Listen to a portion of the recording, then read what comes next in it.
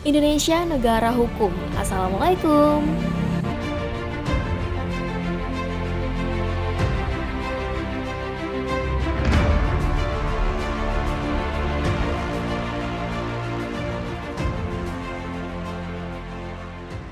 Halo semuanya, aku Alfi Syahni Rizky Fablino, mahasiswa semester 4 di Universitas Muhammadiyah Pontianak, Provinsi Kalimantan Barat. Di sini aku akan ngobrolin tentang satu topik yang sangat-sangat menarik. Tapi sepertinya setelah aku menyelesaikan kelas online dan beberapa tugas kuliah aku dulu, karena aku mahasiswa layaknya mahasiswa dan pelajar pada umumnya yang harus beradaptasi dengan sistem pendidikan Indonesia yang berubah karena adanya masa pandemi. Jadi ya, see you. Alhamdulillah semuanya udah beres. Kita akan menonton beberapa cuplikan video terlebih dahulu. Ini dia. Kasus corona tak hanya terjadi di ibu kota. Berdasarkan data nasional pada 10 Juni kemarin, kasus corona di Indonesia. Jujur aku sedih banget ketika mendengar berita kasus COVID-19 di Indonesia mulai melonjak naik. Terlebih ketika mendengar laporan tentang situasi terkini perkembangan COVID yang disampaikan langsung oleh pemerintah Republik Indonesia bersama dengan Kemenkes RI dan Germas. Bahwa hingga 22 Juli 2021 telah tercatat sebanyak 2.228.938 orang terkonfirmasi positif COVID-19, ada 59.534 kematian terkait COVID-19 yang dilaporkan, dan 1.901.865 pasien telah sembuh dari penyakit tersebut. Di Indonesia, pemerintah sudah membuat pedoman dan protokol kesehatan untuk menghadapi virus corona. Dan protokol kesehatan ini dikenal dengan sebutan 5M.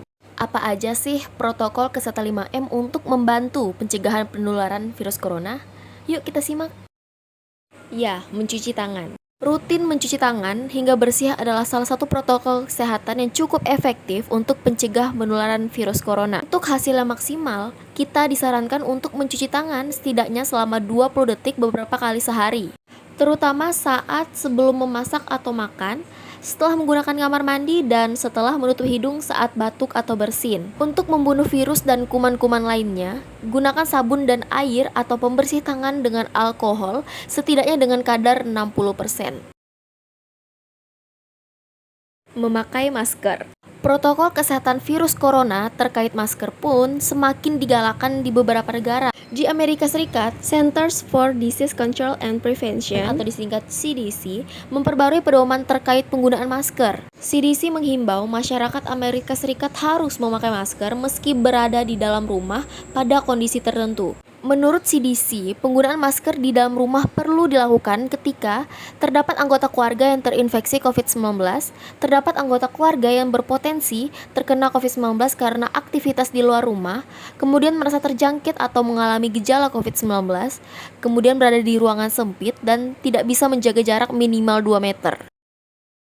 Menjaga jarak. Protokol kesehatan lainnya yang perlu dipatuhi adalah menjaga jarak. Protokol kesehatan ini dimuat dalam Keputusan Menteri Kesehatan Republik Indonesia dalam Protokol Kesehatan bagi Masyarakat di Tempat dan Fasilitas Umum dalam rangka pencegahan dan pengendalian COVID-19. Di sana disebutkan menjaga jarak minimal 1 meter dengan orang lain untuk menghindari terkena droplets dari orang yang berbicara, batuk, atau bersin, serta menghindari kerumunan atau keramaian dan berdesakan. Bila tidak memungkinkan melakukan jaga jarak, maka dapat dilakukan berbagai rekayasa administrasi dan teknis lainnya. Rekayasa administrasi dapat berupa pembatasan jumlah orang, pengaturan jadwal, dan sebagainya. Sedangkan rekayasa teknis antara lain dapat berupa pembuatan partisi atau pengaturan jalur masuk dan keluar dan sebagainya. Menjauhi kerumunan. Menjauhi kerumunan merupakan protokol kesehatan yang harus dilakukan. Menurut Kementerian Kesehatan Republik Indonesia atau Kemenkes, masyarakat diminta untuk menjauhi kerumunan saat berada di luar rumah. Ingat, semakin banyak dan sering kamu bertemu orang, maka kemungkinan terinfeksi virus corona pun semakin tinggi. Oleh sebab itu, hindari tempat keramaian terutama bila sedang sakit atau berusia di atas 60 tahun. Menurut riset, lansia dan pengidap penyakit kronis memiliki resiko yang lebih tinggi terserang virus corona. Mengurangi mobilitas. Virus penyebab corona bisa berada di mana saja. Jadi, semakin banyak dirimu menghabiskan waktu di luar rumah, maka semakin tinggi pula terpapar virus jahat ini. Oleh karena itu, bila tidak ada keperluan yang mendesak, tetaplah di dalam rumah. Menurut Kemenkes, meski sehat dan tidak ada gejala penyakit, belum tentu dirimu pulang ke rumah dalam keadaan yang masih sama. Pasalnya, virus corona dapat menyebar dan menginfeksi seorang dengan cepat. Karena kita berbicara tentang kesehatan negeri, perlu adanya sumber daya manusia yang mumpuni untuk memimpin negeri ini. Oleh karena itu, mari bersama kita cegah COVID-19 sejak ini, demi kualitas generasi Indonesia yang lebih baik lagi. Saya Indonesia, generasi hebat, cegah COVID-19.